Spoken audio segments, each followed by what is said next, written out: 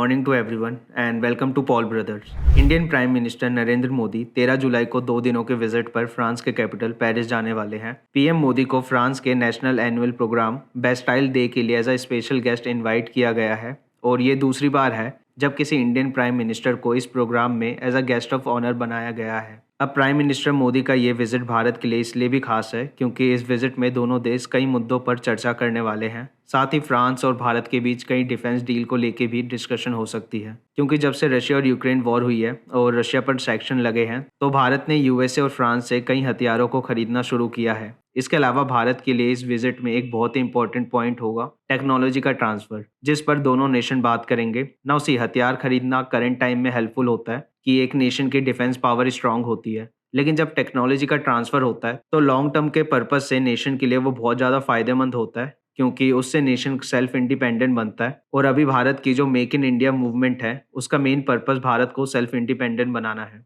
इसके अलावा अगर भारत और फ्रांस के आपस के रिलेशन की बात की जाए तो दोनों देशों के बीच रिलेशन काफ़ी अच्छे हैं। दोनों देशों ने स्ट्रेटेजिक एग्रीमेंट को भी साइन किया हुआ है, लेकिन उसके बाद भी दोनों देशों के बीच ट्रेड ग्रोथ बहुत ही स्लो है, जो कि थोड़ा सरप्राइजिंग है क्योंकि नॉर्मली फ्रेंड नेशन के साथ ट्रेड अच्छा खासा होता है, लेकिन फ्रांस के साथ ऐसा नहीं है, जिसके पीछे कुछ रीज़न है। साथ ही भारत और फ्रांस के रिलेशन कैसे टाइम के साथ अच्छे होते गए और किन मुद्दों पर दोनों नेशन के बीच इस विजिट में बात हो सकती है, जानते हैं आज की वीडियो में। उससे पहले अगर आप इस चैनल पर नए हो तो चैनल को सब्सक्राइब कर लो।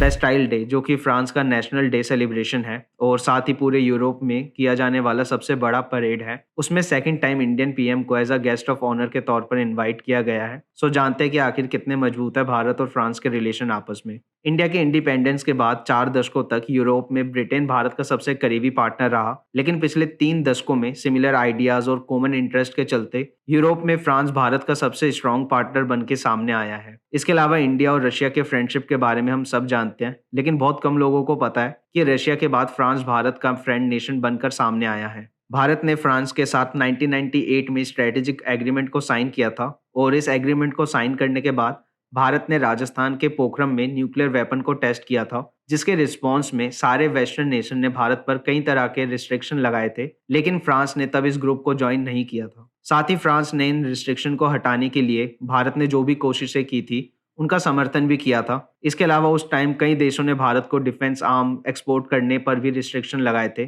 जिस पर भी फ्रांस बाकी देशों के साथ एग्री नहीं हुआ था। और यही रीजन है कि 25 सालों में फ्रांस भारत को डिफेंस इक्विपमेंट बेचने के मामले में एक बड़ा नेशन बनकर सामने आया है। फ्रांस से भारत ने राफेल एयरक्राफ्ट और सबमरीन जैसे इक्विपमेंट को भी खरीदा है। अब इस विजिट में दोनों देश के लीडर की बायलैटरल मीटिंग भी होने वाली है, जिसके चलते कई डिफेंस डील पर भी डिस्कशन हो सकती है, जिसमें सबसे इंपॉर्टेंट है इंडियन नेवी की जरूरत के चलते भारत 26 और राफेल एयरक्राफ्ट खरीदने का अनाउंसमेंट कर सकता है, जिसका पर्पस है भारत के नए एयरक्राफ्ट कैरियर आईएनएस विक्रांत पर सफिशिएंट फाइटर जेट प्रोवाइड कराना। इसके साथ ही दोनों देश के बीच ट्रांसफर ऑफ टेक्नोलॉजी को लेकर भी डिफेंस डील की बात हो सकती है, जो भारत के लिए बहुत ज्यादा फायदेमंद साबित हो सकता है अगर ऐसा होता है तो। इसके अलावा फ्रांस जिन चीजों को भारत को बेचना चाहता है उनकी भी लंबी लिस्ट है, जिसमें फ्रांस भारत को स्कॉर्पियन सबमरीन का नया ऑर्डर देना चाहता है। साथ ही एयरबस हेलीकॉप्टर की ओर से नेवी के लिए बनाया गया NH-90 हेलीकॉप्टर भी बेचना चाहता है। साथ ही फ्रेंच EPR न्यूक्लियर रिएक्टर को भी बेचना चाहता है। हालांकि इसको लेकर अभी दोनों देशों के बीच बातचीत रुकी हुई है,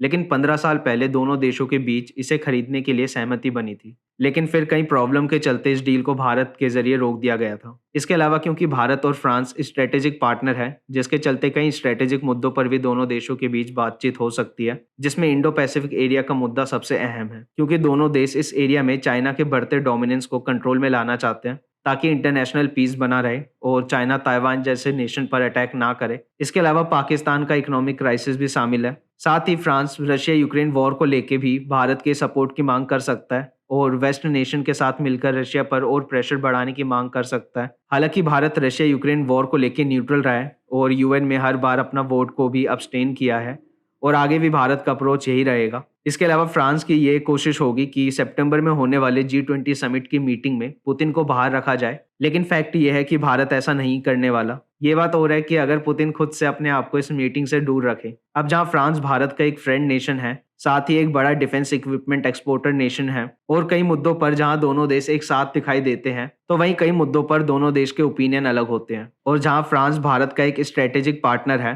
तो वहीं बात जब ट्रेड की आती है तो दोनों नेशन के बीच अभी तक स्ट्रॉन्ग ट्रेडिंग पार्टनरशिप नहीं हो सकी है। साल 2010 से लेकर साल 2021 तक दोनों देशों के बीच बायलैटरल ट्रेड सिर्फ $4 बिलियन की ग्रोथ हुई है। साल 2010 में फ्रांस के साथ भारत का ट्रेड $9 बिलियन का था, जो 2021 में सिर्फ $13 बिलियन का हुआ है। अब ऐसा नहीं है कि दोनों नेशन के बीच ट्रेड नहीं बढ़ा है, लेकिन अगर बाकी देशों के साथ भारत के ट्रेड का कंपैरिजन किया जाए तो फ्रांस के साथ ग्रोथ रेट बहुत ही स्लो है, क्योंकि साल 2010 में भारत का चाइना के साथ ट्रेड $58 बिलियन का था, जो कि 2021 में बढ़कर $117 बिलियन तक पहुंच गया था। जबकि भारत और चाइना का बॉर्डर इशू लगातार बना हुआ है।